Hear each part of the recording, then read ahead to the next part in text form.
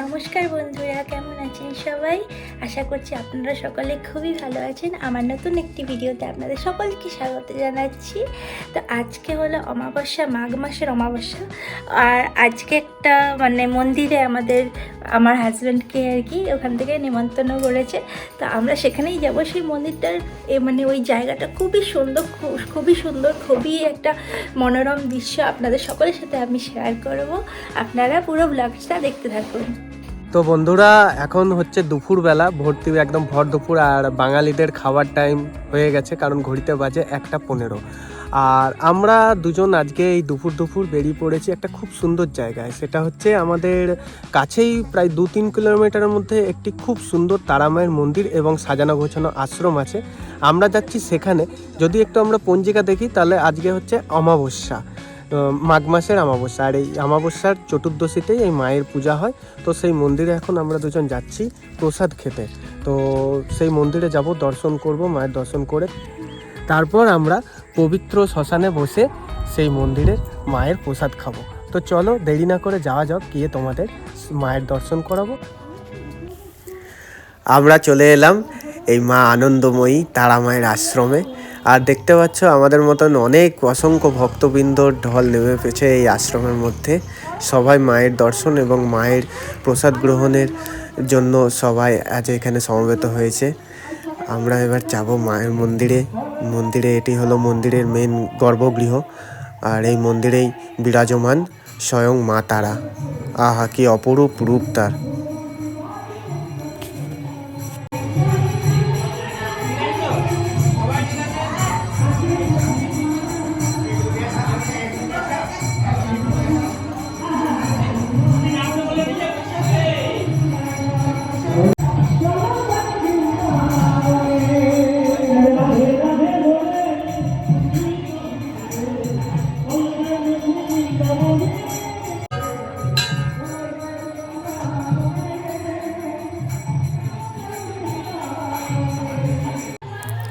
এই মন্দিরে মা তারার সাথে আরও দুজন বিরাজমান রয়েছেন।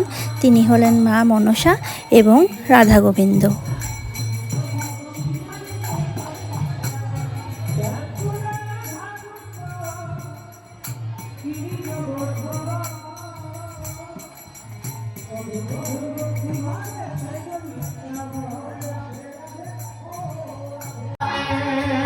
রাধে রাধে বলে বাহু তুলে চলো যায় বৃন্দাবনে, চলো যায় বৃন্দাবনে।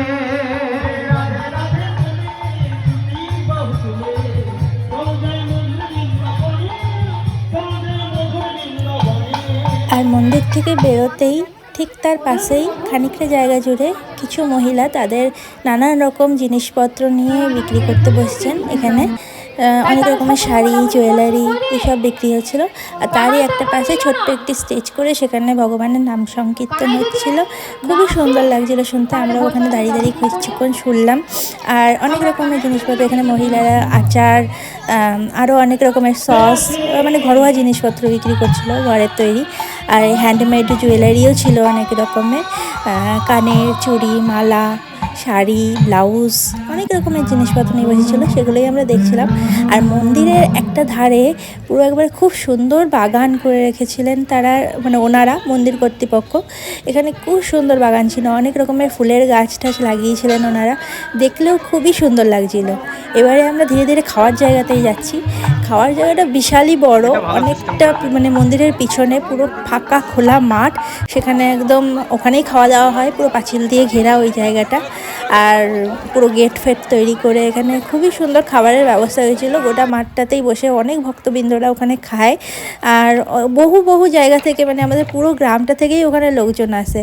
আর এটা যেহেতু শ্মশানের মন্দির, এখানে ওই গ্রামেরই অনেকজন আর কি এখানে এখানে পোড়ানোও হয় শ্মশান এটা। তো এই শ্মশান কালী মন্দিরে আসলে এটা খুবই মনোরম একটা পরিবেশ। এই জায়গাটা খুবই শান্ত স্নিগ্ধ একটা মানে আবহাওয়াটাও খুবই সুন্দর। এবার আমরা খেতে বসে পড়েছিলাম এখানেই, আর দেখতেই পাচ্ছ কত লোকজন, হাজারে হাজারে লোকজন এখানে বসে বসে খাচ্ছে। এক একবারে হাজারে হাজারে লোকজন বসছে, তার মানে বুঝতেই পারছো যে কতটা মানে এখানে ভিড় হতে চলেছে আর কি।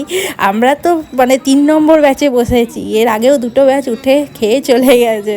আর এই আমাদের প্রসাদে ছিল খিচুড়ি, হ্যাঁ মিক্স ভেজ ছিল, চাটনি ছিল, তারপরে বোঁদে ছিল, পায়েস ছিল। এত সুন্দর খেতে, মানে মানে কি বলবো, বলার মতো নয়। ঠাকুরের মায়ের ভোগ এমনিতেই খুবই সুন্দর হয়, আমরা জানি যে মায়ের ভোগ মানে মুখে দেওয়া মাত্র সেটা অমৃত লাগে খেতে, সেই রকমই খেতে ছিল। মানে খুবই সুন্দর ছিল খাওয়ার মানে পরিবেশনাটাও খুবই সুন্দর ছিল। ওনারা 3-4 বার করে ঘোরাচ্ছিলেন, মানে 3-4 বার করে আসছিলেন দেওয়ার জন্য যে কিছু লাগবে কিনা। তো আমরা পেট ভরে খেলাম ওখানে। খাওয়া কমপ্লিট হয়ে গেল, আর এখানে ফ্যানের ব্যবস্থা করেছে, এরা পরে জ্বালিয়ে দেবে। তো যাই হোক, খুব সুন্দর তৃপ্তি করে প্রসাদ খেলাম মায়ের। একদম গরম গরম খিচুড়ি, গরম গরম তরকারি, সবই গরম গরম, পুরো মানে তৃপ্তি করে খেলাম একদম। এটা হাত টাত ধুয়ে নিলাম, এবারে যাবো হচ্ছে ঘরের দিকে। আর ভিডিওটা শেষ অবধি দেখার জন্য অনেক ধন্যবাদ। ভালো লেগে থাকলে লাইক শেয়ার অবশ্যই করবে, আর চ্যানেলে নতুন হয়ে থাকলে সাবস্ক্রাইব করে অবশ্যই সাপোর্ট করবে। সাবস্ক্রাইবের অনেক দরকার আমাদের এখন, ঠিক আছে? তো অবশ্যই সাবস্ক্রাইব করে সাথে থাকবে। টাটা।